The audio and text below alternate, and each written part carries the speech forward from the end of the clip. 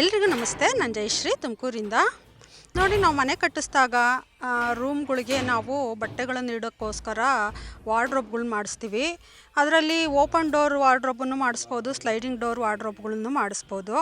Open door ಮಾಡಿಸಿದ್ರೆ ಸ್ವಲ್ಪ ಜಾಗ ಎಲ್ಲ ಜಾಸ್ತಿ ಇರಬೇಕಾಗುತ್ತೆ. ಅದು ಡೋರ್ ತೆಗೆಯೋದಕ್ಕೆ ಹಾಕೋದಕ್ಕೋಸ್ಕರ ಜಾಗಗಳನ್ನು ಬಿಡಬೇಕಾಗುತ್ತೆ ನಾವು. ಅದೇ ಸ್ಲೈಡಿಂಗ್ ಡೋರ್ ಆದರೆ ಜಾಗ ಒಂದು ಸ್ವಲ್ಪನೂ ವೇಸ್ಟ್ ಆಗೋದಿಲ್ಲ.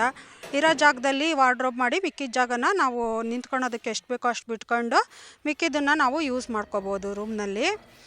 ನೋಡಿ, ಇದು ವಾರ್ಡ್ರೋಬ್ಗಳಿಗೆ ಪ್ಲೈವುಡ್ ಶೀಟು ನಾವು ಒಂದು ವಾಟರ್ ಪ್ರೂಫ್ ಅಂದರೆ ಒಂದು 80 ರೂಪಾಯಿ ಮೇಲೆ ಇರುತ್ತೆ, 80-85 ರೂಪಾಯಿ ಮೇಲಿರುತ್ತೆ.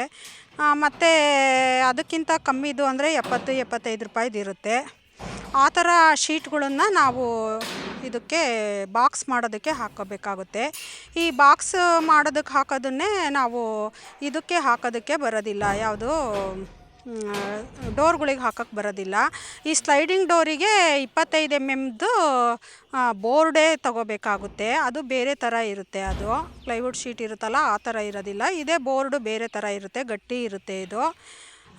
ಇದು 100 ರೂಪಾಯಿ ಮೇಲಿರುತ್ತೆ. ಇದು ಸ್ಕ್ವೇರ್ ಫೀಟ್. ಇದು ಅಲ್ಲಿಗೆ ಒಂದು ಶೀಟಿಗೆ ಇದು ಒಂದು 3000, 2800 ಈ ಥರ ಆಗುತ್ತೆ. ಇದು ನೋಡಿ, ಈಗ ಇದನ್ನು ಅವರು ಫಿಕ್ಸ್ ಮಾಡ್ತಾ ಇದ್ದಾರೆ. ಸ್ಲೈಡಿಂಗ್ ಡೋರ್ಗಳಿಗೆ ಮೇಲ್ಗಡೆ 2, ಕೆಳಗಡೆ 2 ವೀಲ್ಗಳು ಹಾಕ್ತಾರೆ. ಮತ್ತು ಚಾನಲ್ ಹಾಕಿರ್ತಾರೆ, ಮೇಲ್ಗಡೆ ಒಂದು ಕೆಳಗಡೆ ಒಂದು.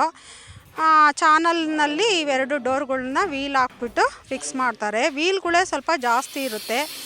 ಒಂದು ಸೆಟ್ಟು ಏನಿಲ್ಲ ಅಂದರೂ 10,000 ಆಗುತ್ತೆ. ಅದು ಇದು ಏನೋ ವೀಲಿನ ಸೆಟ್ಟು ಒಂದು 10,000 ರೂಪಾಯಿ ಇರುತ್ತೆ. ನನ್ನ ವಿಡಿಯೋ ನೋಡ್ತಾ ಇರೋಂಥ ನಿಮ್ಮೆಲ್ರಿಗೂ ಧನ್ಯವಾದಗಳು. Thank you.